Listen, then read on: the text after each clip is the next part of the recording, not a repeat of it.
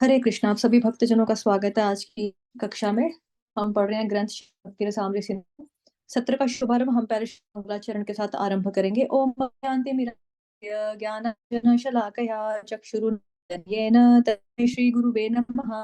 श्री चैतन्य मनोभीष्टं स्थापितं येन भूतले स्वयं रूपं कदा मह्यं ददाति स्वपदान्तिकं। वन्देऽहं श्रीगुरुः श्रीयुतपदकमलं श्रीगुरुं वैष्णवांश्च रूपं साग्रजातं सहगण रघुनाथान्वितं तं सजीवं साद्वैतं सावधूतं परिजनसहितं कृष्ण चैतन्य देवं श्रीराधा कृष्ण पादान सहगण ललिता शाखान्वितांश्च नमः ओं विष्णुपादाय कृष्णप्रेष्ठाय भूतले श्रीमद् भक्ति वेदांत स्वामिन्निति नामिने नमः सारस्वते देवे गौर प्रचारिणे निर्विशेष शून्यवादी पाश्चात्य देश तारिणे जय श्री कृष्ण चैतन्य प्रभु नित्यानंद श्री अद्वैत गदाधर श्रीवासादि गौर भक्त वृंद। हरे कृष्ण कृष्ण कृष्ण हरे हरे हरे राम राम राम हरे हरे। हरे कृष्ण कृष्ण कृष्ण कृष्ण हरे हरे हरे राम राम हरे हरे। हरे कृष्णा। मेरे जो कि समर्पित है श्री धाम वृंदावन के षड गोस्वामियों के प्रति। नाना शास्त्र विचारण निपुनो सद्धर्म संस्थापको नाना शास्त्र ज्ञान धर्म संस्थापक लोकानां हितकारिणो त्रिभुवने मान्यो श्रण्याकरो लोकानाहितकारिणो त्रिभुवने अन्येषाम्याकरम्। श्री राधा कृष्ण पदारविंद भजनानंदेन मत्तालिकौ श्री राधा राधा कृष्ण कृष्ण पदारविन्द भजनानन्देन मत्तालिकौ। वन्दे रूप सनातकौ रघुयुगौ श्रीजीव गोपालको वन्दे रूपसनातकौ रघुयुगौ श्रीजीवगोपालिकौ। धन्यवाद आप सभी भक्तजनों का।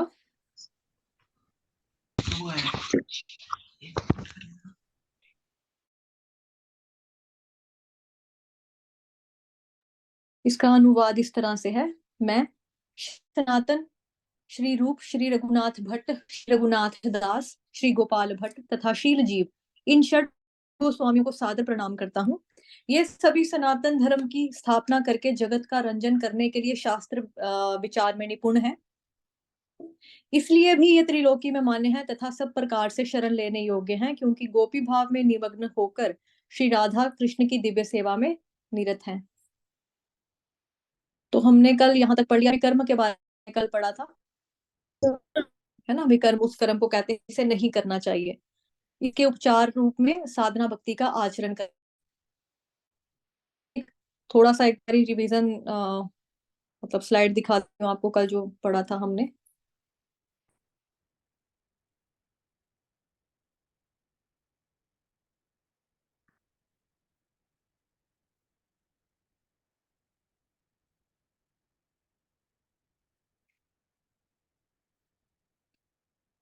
तो कल हमने देखा था एक तो कि भक्ति जो है वो सुप्त अवस्था में हम सभी के अंदर है। एग्जाम्पल प्रभुपाद जी ने दिया था उसका, शील का अभ्यास करता है। और दूसरा जो आदिवासी होते हैं और वो भी शक्ति की पूजा करना, मतलब कि सेवा करना या किसी की पूजा करना, वो हमारे ह्यूमन एक इनबिल्ट फीचर है। तो साथ ही देखा था कि अगर सोई सोई हुई चीज है, मतलब सुप्त अवस्था में है हमारी भक्ति, तो उसको कैसे जागृत करना है। तो चैतन्य चरितामृत मध्य लीला का श्लोक था, नित्य सिद्ध कृष्ण प्रेम साध्य कभु नाए श्रवण आदि शुद्ध चित्त कर ये उदय। तो श्रवण और कीर्तन के माध्यम से हम इसको सोई हुई भक्ति को जगा सकते हैं। सामने एग्जाम्पल देखी थी मोटर की, पानी की मोटर की, और श्लोक था संदर्भ से लिया गया था। और इसमें बताया था मैंने आपको अकर्म करना है, कि कोई भी अगर कार्य करना है, कोई भी कर्म करना है, तो कृष्ण भगवान को केंद्र में रखकर हमें करना है। तो कृष्ण की सेवा के लिए जो भी कार्य होगा वो अकर्म होगा, उससे हम कर्म के बंधन में भी नहीं बंधेंगे, 84 लाख योनियों में भी मुक्त हो जाएंगे। तो ये हमने भगवत गीता में जो पढ़ा था उसके आधार पे मैंने बताया। साथ ही मैंने आपको ये बताया था कि किस तरह हमने हर एक चीज को, हर एक कर्म को कनेक्ट करना है कृष्ण की भक्ति के साथ। तो कृष्ण की भक्ति के साथ जैसे हम सुबह उठते हैं, तो उसके लिए मैंने कुछ आपको डेली लाइफ के एग्जाम्पल दिए थे कि सुबह उठना तो ब्रश करना, लेकिन ये सोच के ब्रश करना कि कृष्ण के लिए कर रहे हैं क्योंकि जाप करना है, भगवान जी का नाम लेना है। नहाना है तो कृष्ण के लिए नहा रहे हैं क्योंकि नहाकर मंदिर जाएंगे, भगवान की सेवा करेंगे। हाथों का इस्तेमाल फूलों का हार बनाने के लिए कर रहे हैं, कृष्ण के लिए प्रसाद बना भोग बनाने के लिए कर रहे हैं। तो इस तरह से हम अपनी हर एक इंद्रियों को भगवान की सेवा में लगा सकते हैं। और ये भी हमने देखा था साथ ही कि प्रसाद खाने का मतलब बताया था प्रभु के साक्षात दर्शन करना। नाक है, नाक से हमने क्या बताया था कि नाक से हमें भगवान जी के चरणों में चढ़े हुए फूलों को सूंघना चाहिए, भगवान जी के चरणों में अर्पित जो तुलसी होती है उसको सूंघना चाहिए। ठीक है। और साथ ही आगे बढ़ते हैं, वैसे उसके बाद मैं बताती हूँ क्या है। नारद मुनि ने इस साधन भक्ति का उल्लेख श्रीमद् भागवतम के में भी किया है, जहां वो युधिष्ठिर महाराज से कहते हैं, हे राजन, जिस किसी के उपाय के मन को कृष्ण में लगाना है, इसी का नाम कृष्ण मिलता है। आचार्य का कर्तव्य उपाय करें जिससे शिष्य का चित्त श्री कृष्ण के प्रेम में एकाग्र हो जाए, यही साधना भक्ति का कर्म है। और ये भी हमने देखा था कल, प्रातः काल मंगल आरती करना, अर्चन करना, कुछ प्राकृत क्रियाओं से बचना, कुछ चीजें जो हमारी भक्ति में मनाई है हमें वो निकल, 4 नियमों का पालन करना है, उसमें क्या हमें मीट अंडा लहसुन प्याज नहीं खाना, तो जो चीजें हैं पालन करना है, जिस वर्णन आगे क्रम अनुसार आएगा। इन साधनों से उन्माद दूर करने में सहायता मिलेगी। वैद्य मनुष्य के मस्तिष्क को दूर करता है और यह साधन भक्ति माया के कारण बद्ध जीव की उन्मत्तता को मिटा देती है। तो हमने कल जो पढ़ा था बेसिकली यहाँ तक पढ़ा था, करना चाहिए तक, हमें आज यहाँ से इसके उपचार रूप में। ठीक है, तो स्लाइड पे जाते हैं। तो जैसे मैं भगवान जी के अर्पित चरणों में अर्पित तुलसी को सूंघना, फूल उगना, यहाँ पे श्लोक है, बहुत प्रसिद्ध है, ये आपके सामने श्रीमद् भागवतम से लिया गया है। उदाहरण है इसमें 4 कुमार का। तो जो ब्रह्मा जी के 4 पुत्र हैं, ठीक है, 4 कुमार, इनके साथ क्या हुआ था कि इन्होंने जब भगवान जी के चरणों में चढ़ी हुई तुलसी को सूंघा तो ये ब्रह्मानंदी से भजनानंदी बन गए थे। श्लोक बहुत ही फेमस है।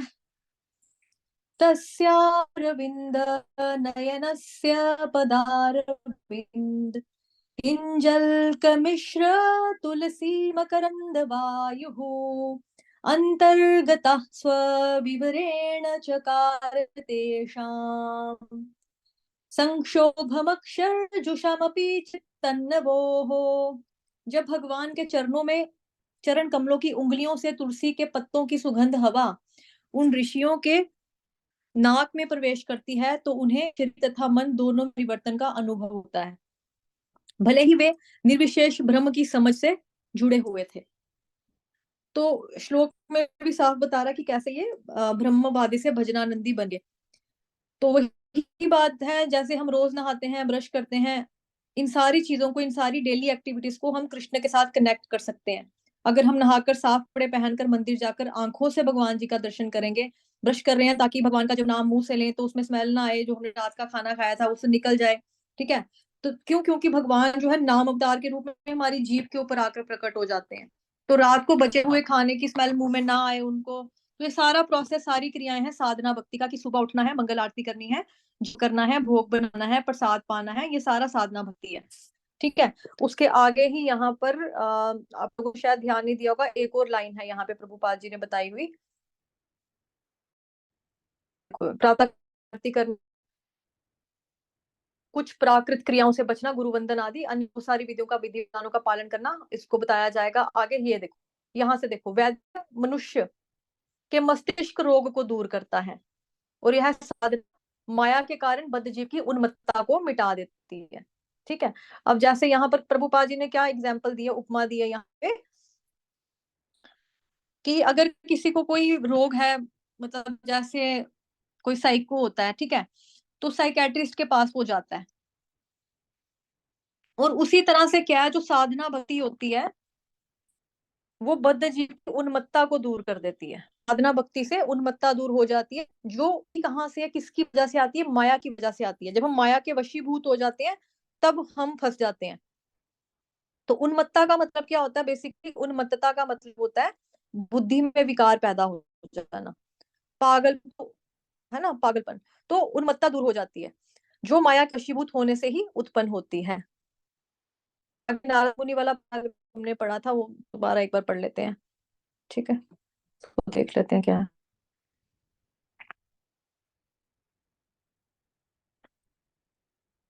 आ गया जी, यहाँ से पढ़ना अब। ठीक है, मुनि ने इस साधन भक्ति का उल्लेख श्रीमद् भागवतम के 7th कैंटो के पहले चैप्टर के 32nd वर्ष में किया। वे महाराज युधिष्ठिर से कहते हैं, हे राजन, इसी उपाय से मन को कृष्ण में लगाना है, इसी का नाम कृष्ण भावनामृत है। आचार्य का कर्तव्य है कि ऐसे उपाय करे जिससे शिष्य का चित्त श्री कृष्ण में एकाग्र हो जाए। यही साधना का उपक्रम है।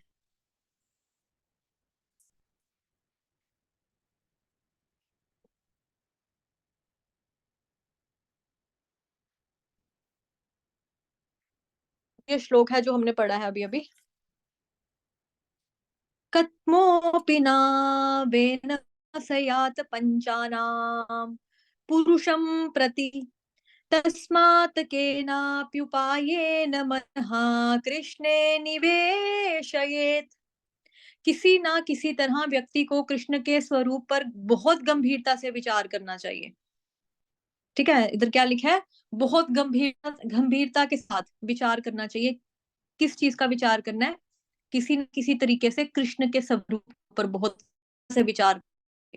फिर ऊपर लिखित 5 अलग अलग प्रक्रियाओं में से एक के द्वारा कोई व्यक्ति अपने घर भगवान के पास वापस लौट सकता है। हालांकि राजा वेन जैसे नास्तिक इन 5 तरीकों में से किसी भी तरीके से कृष्ण के रूप के बारे में सोचने में वे असमर्थ होने के कारण मोक्ष प्राप्त नहीं कर सकते। इसलिए व्यक्ति को किसी भी तरह कृष्ण के बारे में सोचना चाहिए, चाहे मित्रता पूर्वक या फिर शत्रुता पूर्वक। अब हम शत्रुता पूर्वक सोचेंगे, पहली बात है ना। तो उसकी वजह से क्या होगा? अगर कोई व्यक्ति ये सोचेगा इन 5 तरीकों से, तो व्यक्ति जो है भगवत धाम में जा सकता है। अभी 5 तरीके कौन से हैं?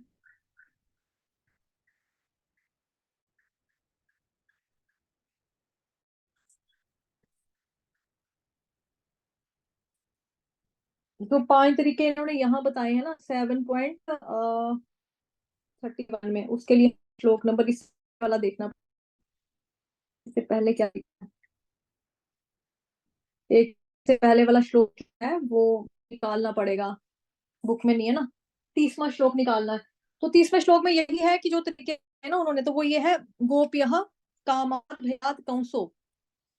रुको, मैं श्लोक इंटरनेट से निकालती हूँ, 1 मिनट रुको। श्लोक संख्या आएगा 7.1.30 श्रीमद् भागवतम का। प्लीज वेट करो, 2 मिनट दो मेरे को। नहीं है तो सही, यहाँ पे लिखा मैंने, ये आ गया। ठीक है, यहाँ पे है, गोप्यः कामात् भयात् कंसो द्वेषात् चैद्याद्यो नृपाः संबंधात् उष्णयः शोक नेहाद्यम भक्त्या वयम विभो। तो इसका अनुवाद ये है कि नारद मुनि युधिष्ठिर महाराज को कह रहे हैं कि मेरे प्रिय राजा युधिष्ठिर, गोपियों अपनी कामुक इच्छाओं से, कंस अपने डर से, शिशुपाल और अन्य राजा ईर्ष्या से, यदु कृष्ण के साथ अपने पारिवारिक संबंधों से, आप पांडव कृष्ण के प्रति अपने महान स्नेह से, और हम सामान्य भक्त हमारी भक्ति सेवा से कृष्ण की दया प्राप्त कर ली है। ठीक है, तो उन्होंने ये चीजें बताई हैं। तो यहाँ पे 5 चीजें बता दी हैं ये वाली। ठीक है, कि कौन कौन सी 5 चीजें हैं। अब यहाँ पे ध्यान देने वाली जो यहाँ पे था ना, जो जो रेफरेंस दिया वो ये वाला था। इन 5 चीजों के द्वारा, ये देखो, 5 अलग अलग प्रक्रियाओं में से किसी एक के द्वारा, कि 5 रास्ते बताए हैं, मार्ग बता दिए कि ऐसे ऐसे आ करके आप कर सकते हो। लेकिन वो जो 5 मार्ग बताए हैं या 5 विधियां बताई हैं, उस 5 विधियों के लिए ये वाला श्लोक मैंने आप। ठीक है, अब यहाँ पर क्या है? अब यहाँ पे ध्यान देने वाली बात ये है कि हम कामुक इच्छाओं से भगवान जी को प्राप्त नहीं कर सकते, कभी भी कृष्ण को प्राप्त नहीं कर सकते। वो गोपियां थी, भगवान जी की शुद्ध भक्ति। कंस और पूतना जो थे भगवान जी को मारना चाहते थे, लेकिन हमें ध्यान देने वाली बात यहाँ पे यह है कि चिंतन जो था ना उनका, वो हमेशा कृष्ण के बारे में ही होता था, उसके अलावा कोई और चिंतन नहीं था। मतलब चिंतन का जो टॉपिक था, विषय था, वो सिर्फ कृष्ण भगवान थे। तो चिंतन करना जो है वो इम्पोर्टेंट है। अगर हम ईर्ष्या से कृष्ण को कभी भी प्राप्त नहीं कर सकते हैं। तो नारद मुनि ये बता रहे हैं कि हमें अपने मन को कृष्ण पर स्थिर करना है। कृष्ण भावनामृत यही चीज कहलाती है कि मन को अगर हम कृष्ण के ऊपर स्थिर करेंगे तो यही चीज आपकी कृष्ण भावनामृत बनेगी। तो यहाँ पर चैतन्य महाप्रभु जो है उन्होंने तो हमको बहुत ही आसान तरीका बताया, हरे कृष्ण महामंत्र कीर्तन करना। इसमें इतनी शक्ति है कि मनुष्य तुरंत कृष्ण से जा मिलता है। कृष्ण फटाफट, मतलब कि क्योंकि जैसे ही हमने नाम लिया तो भगवान तो नाम अवतार के रूप में प्रकट हो जाएंगे जीव के ऊपर, तो हम कृष्ण भगवान जी से मिल सकते हैं। समझाएंगे इस पे, ये चैतन्य महाप्रभु का जो मैंने श्री चैतन्य महाप्रभु ने टेक्स्ट ठीक है, थोड़ा सा करूं इसका। ओके, चलो। नारद मुनि ने साधना भक्ति का पढ़ लिया हमने। श्री चैतन्य महाप्रभु ने इस उद्देश्य से हमें एक प्रमाणिक कार्यक्रम दिया है जो हरे कृष्ण मंत्र के ऊपर आधारित है, कीर्तन पर आधारित है। यह कीर्तन इतना दिव्य शक्ति संपन्न है कि इसके साधन से श्री कृष्ण में तत्काल आसक्ति हो जाती है। इससे साधन भक्ति का सूत्रपात होता है, जिस मन को में निवेशित करना है। संत प्रवर अम्बरीश महाराज ने राजा का दायित्व होते हुए भी अपने मन को कृष्ण में लगा के रखा था। इस प्रकार जो कोई अपने मन को एकाग्र करने का साधन करेगा वह अपनी स्वरूप भूत श्री कृष्ण भावना का पुनर्जागरण करने में शीघ्र ही बहुत सफल हो जाएगा। तो अम्बरीश महाराज ने क्या किया, राजा होकर भी अपना मन श्री कृष्ण पर स्थिर किया। और जो मन को स्थिर करने की कोशिश करता है वो जल्दी ही कृष्ण को सफलता पूर्वक अपनी भक्ति को, सोई हुई भक्ति को जल्दी ही जगा सकता है। तो यहाँ पे एग्जाम्पल इसका दिया है अम्बरीश महाराज का। उनके बारे में चर्चा हम पहले भी की थी कि अम्बरीश महाराज अम्बरीश ने राजा होकर भी अपना मन जो है वो कृष्ण भगवान पर स्थिर किया। तो हम इसके अभी नहीं जाएंगे बिकॉज ऑलरेडी इसके बारे में डिटेल में इसकी कथा भी सुनाई थी महाराज अम्बरीश के, उसमें भी बताया था मैंने। ठीक है, तो अभी थोड़ा और आगे चलते हैं। साधना भक्ति को भी दो भागों में वर्गीकरण किया जाता है। पहली वैदिक नामक साधना भक्ति आज्ञा अथवा शास्त्र प्रमाण के आधार पर विविध विधानों का पालन करना अनिवार्य है, इसमें तर्क अथवा प्रमाद का प्रश्न ही नहीं बनता। विधि का पालन आवश्यक कर्तव्य है। दूसरी रागानु साधना भक्ति की प्राप्ति तब होती है जब साधक विधि का पालन करता हुआ श्री कृष्ण में अधिक अनुरक्त हो जाता है और सहज प्रेम भक्ति करने लगता है।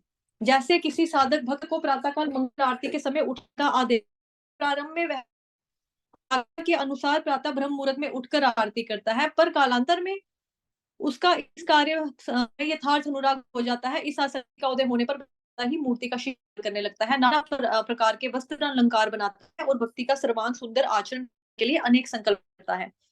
साधना भक्ति में श्रेणी में होते हुए भी वह प्रेममयी सेवा रागानुगा है। अस्तु साधना भक्ति व्याधि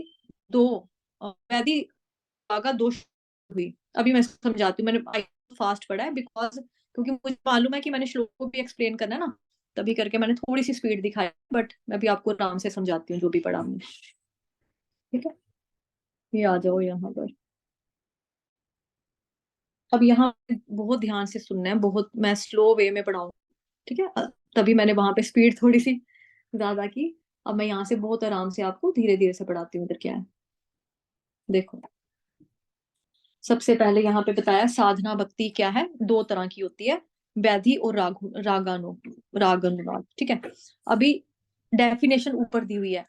वैधि रागानुगा चेती साध्विदा साधना भीदा। तो ये नेक्टर ऑफ डिवोशन यानी जो ग्रंथ हम पढ़ रहे हैं भक्ति रसामृत सिंधु, उसके 1.2.5 श्लोक संख्या है, वहां पे रेफरेंस भी आ गया, डेफिनेशन जहाँ पे दी हुई है। ठीक है, उसके आगे लिखा है साधना भक्ति दो तरह की होती है, वैधि और रागानुग भक्ति। अभी नेक्टर ऑफ डिवोशन में ही इसके बारे में और ज्यादा भी है आगे, जहाँ पे मतलब दी हुई है संस्कृत में, उसके बाद यहाँ पे। ठीक है, इसमें क्या लिखा है, वैधि भक्ति के बारे में बताया। यत्र रागानवाप्तत्वात् प्रवृत्तिरुपजायते शासनेनैव शास्त्रस्य सा वैधी भक्तिरुच्यते। जहां भक्ति के कार्य राग की प्राप्ति से नहीं बल्कि शास्त्रों की शिक्षाओं से उत्पन्न होते हैं उसे वैधि भक्ति कहते हैं। ठीक है, अभी हमें क्या बताया जा रहा है यहाँ पर कि भक्ति तो करनी है, मतलब भक्ति हम कर रहे हैं लेकिन किसी के डंडे के जोर पे कर रहे हैं, किसी के डर की वजह से कर रहे हैं। मतलब हम गुरु के आदेश का पालन करके कर रहे हैं, या हमें शास्त्रों का डर है कि नहीं भगवान जी ने बताया, शास्त्रों में लिखा है तो हमें करनी है। बट अभी हमारे दिल में वो प्रेम नहीं है भगवान के प्रति, अभी वो चीज नहीं है। अभी हम कर रहे हैं जस्ट कि करनी है कि गुरु ने बोला है इसलिए करनी है। ठीक है, तो वैधि भक्ति का मतलब क्या हुआ? वैधि भक्ति का मतलब होता है, देखो वैधि का मतलब क्या हुआ, तरीका। जो सिंपल भाषा में बताऊं, वैधि का मतलब होता है विधि विधान। वैधि का मतलब नियम कानून कायदे ढंग रूल्स रेगुलेशंस। ठीक है, और जो रूल्स रेगुलेशंस होते हैं उसका हमको पालन करना पड़ता है। क्यों? क्योंकि बनाए ही तो पालन करने के लिए ना कानून और नियम। जब हम रूल्स एंड रेगुलेशंस का पालन करते हैं, बेसिकली करना भी चाहिए हमें, है ना, क्योंकि भक्ति के नियम कानून जो है वो प्रमाणिक शास्त्रों में बताए हुए हैं। तो वैधि भक्ति का मतलब क्या हुआ कि गुरु के आदेशों का और प्रमाणिक शास्त्रों का पालन करना। इसमें नो क्वेश्चन कि आपको नो बोलना है, इसमें नो का कोई सवाल ही नहीं होता। मतलब कि भक्ति इज इक्वल टू, जैसे आर्मी में होता है ना कि आर्मी वालों को नो सुनने की आदत नहीं होती। आर्मी में आपको क्या, sir okay sir, yes sir okay sir, बस यही होता। तो ऐसे ही भक्ति में भी जो गुरु ने बोल दिया, जो शास्त्र ने बोल दिया, जो हमारी परंपरा में बताया उसको यस सर बस, ओके जी, हाँ जी ठीक है जी, ऐसे ही करना है। उसमें नो का कोई क्वेश्चन नहीं होता। Without any question without any logic we have follow the instructions. चाहे हमारा मन करे तब भी, चाहे हमारा मन ना करे तब भी, फिर भी हमको करना ही करना है। अब करना क्या है? एग्जाम्पल वही है साफ साफ, सुबह उठना है, मंगल आरती करनी है, जप करना है इत्यादि। शुरू शुरू में क्या होता है कि स्टार्टिंग में हम बेमन से करते हैं, मतलब मन नहीं करता, लेकिन हम करते हैं क्यों? क्योंकि हमें गुरु महाराज ने बोला है। क्यों? क्योंकि हमारे शास्त्रों में लिखा है तो हम हमें पालन करना है। जैसे स्कूल में जब हमारा एग्जाम होता है ना, कई बार एग्जाम होता है तो उसमें बच्चे पढ़ने का मन नहीं करता। क्यों नहीं मन करता? क्योंकि उसको लगता है गली में तो बच्चे बैट बॉल खेल रहे हैं, आईपीएल मैच चल रहे हैं टीवी में, तो मेरा भी देखने का मन है ना। लेकिन फिर भी बच्चे को पता है कि एग्जाम तो मेरी फिक्स डेट के ऊपर ही होना है, उसके लिए तो डेट शीट आई हुई है, सर ने बोला है पढ़ना है तो पढ़ना ही पढ़, पेपर देने तो देने ही पड़ेंगे, पास होना है तो पास होने का पढ़ना जरूरी है, तो हो जाएंगे।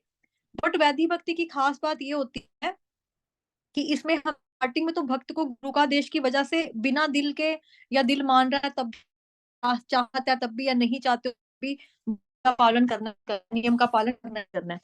पर बाद में क्या होता है, धीरे धीरे आदेशों का पालन करते करते करते करते ना हमें आदत हो जाती है। और आदत आदत भी कैसी हो जाती है कि रियल में हम भगवान से, उनकी सेवा के प्रति, उनके नाम के प्रति हमारा अटैचमेंट बढ़ जाता है, आसक्ति हो जाती है, अनुराग अपने आप पैदा हो जाता है। तो जब ये प्यार खुद पैदा हो जाता है ना, जब खुद पैदा हो गया, तो फिर क्या होता है? फिर आप, आपका अपने आप ही मन करने लगता है, मंगल आरती कर लेते हैं, कहते हैं हम उनको वस्त्र पहनाते हैं, आज भगवान जी को बनाएंगे, अभिषेक कराएंगे, फिर हम अच्छे से प्रसाद वो भोग बनाएंगे, और भक्त और ज्यादा अच्छे से परफेक्शन, बेस्ट से बेस्ट से के साथ सेवा करने की नई नई योजना बनाएगा कि यार मैं कैसे करूं, आपने भगवान जी को ऐसे बनाया, आज ना अगली बार ना मैं ऐसे करके स्टिच करूंगा, ऐसे पहनाऊंगा। तो अपने मन में अलग अलग तरह से सेवा करने की योजनाएं बनाता है। आल्दो वैधि भक्ति साधन भक्ति के अंतर्गत आती है, लेकिन ये स्पॉन्टेनियसली प्रेम सेवा में विकसित हो जाती है, मतलब ऑटोमेटिकली डेवलप हो जाता है, कन्वर्ट हो जाता है ये, बिना किसी बल के, बिना किसी आदेश के। इसी को रागानुग भक्ति कहते हैं, रागानुगा भक्ति कहते हैं। क्योंकि देखो मेरे मुंह से बार बार राग अनुराग क्यों निकल रहा है, बिकॉज ये हमेशा टर्म्स इकट्ठी आती है, राग अनुराग, है ना। तो रागानुगा भक्ति है बेसिकली, जो मेरे शब्द पे ध्यान दो, रागानुग, रागानुगा, रागानुगा भक्ति, ये ट्रू वर्ड है, ये सही वर्ड है जो मैंने बोला अभी। ठीक है, चलो फिर इतना क्लियर हुआ सबको? किसी को उसमें कोई डाउट है?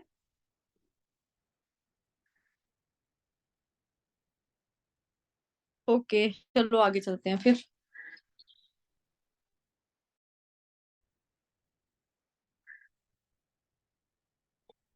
फिर है जी ओके, वर्गीकरण ये वाला पढ़ लिया हमने। शिकार करने लगता है खुद ही, ये भी पढ़ लिया है।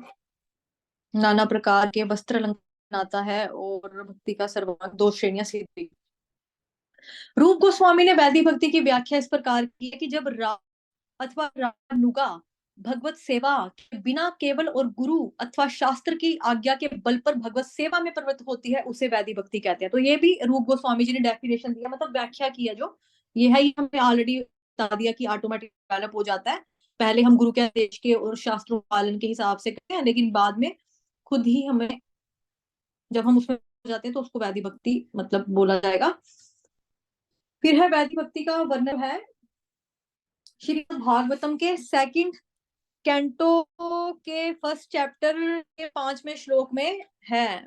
मीटिंग भी होने वाली है, आ गया जिसका मैसेज। चलो, है जहां शुकदेव गोस्वामी मुमुक्षु महाराज परीक्षित के परीक्षित का उनके योग्य आचरण का निर्देश किया है। महाराज परीक्षित की शुकदेव से भेंट करने से पहले ही होगा ना, भेंट मरने से केवल, हाँ नहीं मरने, महाराज परीक्षित की शुकदेव से भेंट मरने से केवल 7 दिन पहले हुई। उस समय अपने मन के कर्तव्य के विषय में बहुत चिंतित थे। दूसरे दूसरे कितने ही ऋषि वहां पधार चुके थे, पर कोई उन्हें उपयुक्त निर्देश नहीं दे सका। ऐसे में शुकदेव जी ने उन्हें आज्ञा दी, हे राजन, यदि 7 दिन बाद आने वाली वह मृत्यु का सामना तुम निर्भय होकर करना चाहते हो, तो अविलंब भगवान श्री हरि का श्रवण कीर्तन और स्मरण करने लगो। यदि कोई हरे कृष्ण महामंत्र का श्रवण कीर्तन करता हुआ भगवान श्री कृष्ण को निरंतर स्मरण रखे, तो मृत्यु कभी भी क्यों ना आए, कभी भी क्यों ना आए, उसे कोई भय नहीं होगा। तो इसको देख लेते हैं, ये क्या है जी।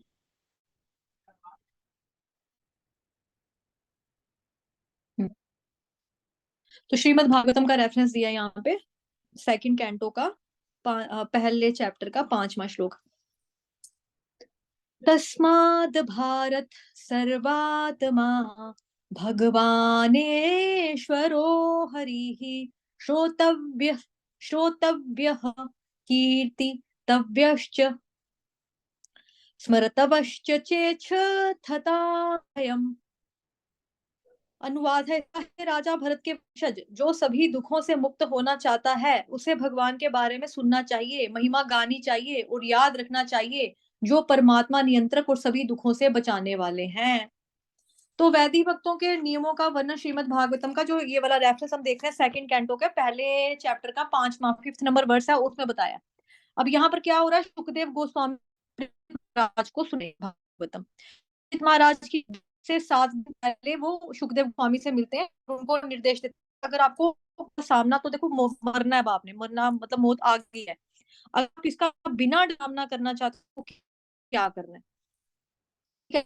7 दिन है बचे, मैंने मरना ही मरना है, तो बिना किसी के आप मृत्यु का सामना करना को बिना मत करो, तो क्या करो, भगवान जी का श्रवण करो, भगवान जी के बारे में सुनो, भगवान जी का कीर्तन करो, भगवान जी को स्मरण करो, उनको याद करना शुरू करो। क्यों? क्योंकि श्लोक का लास्ट वर्ड देखो क्या है, भयम, सर्मतव्य, छता भयम, सर्मतव्य। स्मृतव्य का मतलब क्या हो गया कि याद करो, स्मरण करो। भयम, भय नहीं लगेगा फिर, तो मृत्यु से डर सबको लगता है ना, लेकिन भगवान के बारे में अगर हम सुने, भगवान जी के बारे में पढ़ें, भगवान जी के बारे में चर्चा करें, उनके पवित्र नाम जाप करें, तो हमारा भय जो है वो दूर हो जाता है। तो श्लोक की पहली लाइन का शब्द देखो, सर्वात्मा, तस्मा तस्माद भारत सर्वात्मा, तस्माद भारत सर्वात्मा। तो सर्वात्मा जिसका मतलब है सबका परमात्मा, सर्वात्मा, सर्व आत्मा, सबका परमात्मा, ये मतलब हो गया हर एक का परमात्मा, आपका भी, मेरा भी, सबका। तो भगवान श्रीमद् भगवद गीता के जो श्लोक है बहुत ही फेमस, जो बहुत बार हमने सुना, बस हृदि सन्निविष्टो मत्तस्मृतिरमपोहनै च वेदैश्च सर्वैरहमेव वेद्यो वेदांत कृद्वेद वीदेव चाहम्।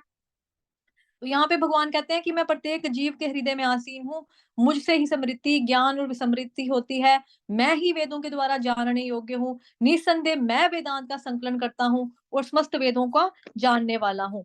सेम चीज जो मिलती बात है वो भगवान 9.31 में भी कहते हैं ठीक है, यहाँ पे भगवान देखो क्या कह रहे हैं कि मेरे भक्त का कभी नाश नहीं होता।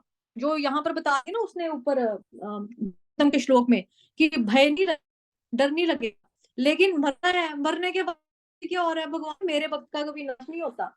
9.31 में भगवान साहब कह रहे हैं, देखो, क्षिप्रम भवति धर्मात्मा शश्वच्छन्ति निगच्छति कौन्तेय प्रतिजानीहि नामे भक्ता पनश्यति। वह तुरंत धर्मात्मा बन जाता है और स्थायी शांति को प्राप्त होता है। कुंती पुत्र, निडर होकर घोषणा कर दो कि मेरे भक्त का कभी विनाश नहीं होता। भगवान जी का भक्त कभी मरता नहीं है।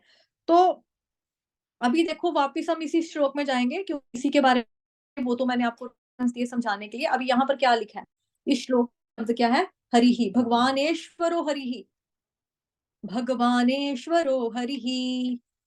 तो शुकदेव गोस्वामी जी क्लियर कर रहे हैं कि भगवान कौन है, भगवान तो हरि है, मतलब कृष्ण है। फिर क्या बोल रहे हैं, श्रोतव्य कीर्तितव्यश्च, ठीक है, श्रोतव्य कीर्तितव्यश्च, श्रवण करो, कीर्तन करो, करना है तो किसका करो, केवल कृष्ण का करना है, भगवान ही वही है तो उनका करो ना। तो नवधा भक्ति की भक्ति करनी है तो कृष्ण के लिए ही करनी है, स्मरण करना तो केवल कृष्ण के लिए करना है। अभी यहाँ पे फोटो भी देखो मैंने लगाया नवधा भक्ति का, इसमें से कोई भी कर लो, ठीक है। मायावादी कहते हैं चाहे कृष्ण का नाम लो या देवताओं का नाम लो, बात एक ही है और उनका रिजल्ट भी सेम ही होगा, पर नहीं, ऐसा नहीं है, उसका रिजल्ट ऐसा नहीं मिलेगा। श्रीमद् भागवतम के अनुसार भगवान कौन है, कृष्ण भगवान है, विष्णु भगवान है, उन्हीं का श्रवण कीर्तन स्मरण करना चाहिए, देवताओं का नहीं करना है, ठीक है। यहाँ तक आगे है हमारे पास 4 मिनट, उसको बढ़ा देती हूँ। आगे क्या है, आगे एक और रेफरेंस दिया है यहाँ पे, श्रीमद् भागवत गीता 7.20 का। अभी मैं श्लोक में नहीं जाऊंगी बिकॉज समय कम है, 3 मिनट ही बचे हैं। तो इसमें क्या लिखा है, जिनकी बुद्धि भौतिक इच्छाओं द्वारा मारी गई है वो देवी देवताओं की शरण में चले जाते हैं और वे अपने अपने स्वभाव के अनुसार पूजा विशेष विधियों का पालन करते हैं, ठीक है।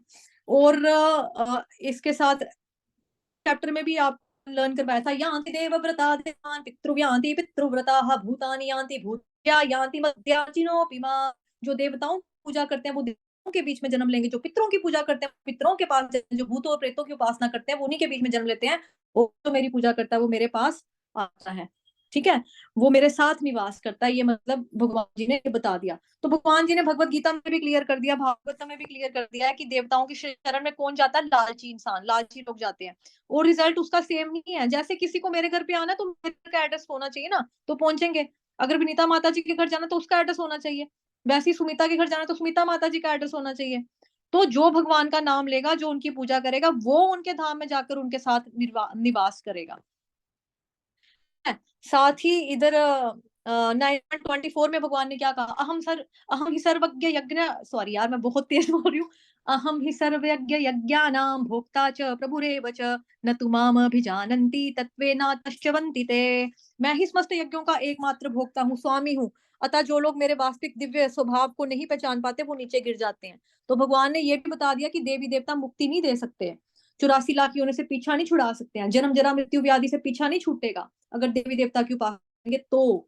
लेकिन भगवत गीता के 15वें पॉइंट जो छठा श्लोक है वहां पे भगवान ने साफ बता दिया कि मेरा मेरा धाम क्या है, ना तद्भास्यते सूर्यो ना शशांको न पावकः यद्गत्वा न निवर्तन्ते तद्धाम परमं मम। जो लोग भगवत धाम पहुंच जानते हैं वो इस भौतिक जगत में दोबारा लौट कर नहीं आते, ठीक है। ये लाइन खास, यद्गत्वा न निवर्तन्ते, वापस नहीं आते, कहाँ, इस जगत में वापस नहीं आते। निष्कर्ष यही है, भगवत गीता हो चाहे भागवतम के अनुसार यही हमें पता लग रहा है कि कृष्ण की कथा का ही हमको श्रवण करना चाहिए, कृष्ण का ही कीर्तन करना चाहिए, उनका ही स्मरण करना है, कृष्ण के बारे में ही सुनना पढ़ना बोलना है। अपने मन को किसी और किसी की भी तरीके से लगाना है तो कृष्ण में ही लगाना है। और मृत्यु से हमको निडर बनना चाहिए क्योंकि गंतव्य ज्ञात नहीं होता, क्योंकि हम प्रकृति के नियमों के वशीभूत होते हैं। लेकिन भगवान जी, कृष्ण भगवान, जो कृष्ण भगवान की ही प्रकृति के नियम, जो कृष्ण भगवान है वो प्रकृति के तरह है ना, नियमों के नियामक हैं, कानून बनाने वाले भी वो हैं। अगर हम सीरियसली कृष्ण भगवान की शरण में जाते हैं तो हमें अनेकानेक योनियों में वापस नहीं आना पड़ेगा, ना ही हमें योनियों में फंसने का या फेंकने का भय लगेगा। तो ये चीज हमने आज क्लियर कर दिया है। बाकी तो हम कल ही देख पाएंगे बिकॉज समय बहुत लेस देन 1 मिनट बचा है, मीटिंग कभी भी खत्म हो जाएगी, ठीक है। तो आप लोगों को क्या करना है, आप लोगों को कृष्ण का नाम लेना है और साथ में दूसरी वाली क्लास का समय होने वाला है, गैप के बाद वापिस आप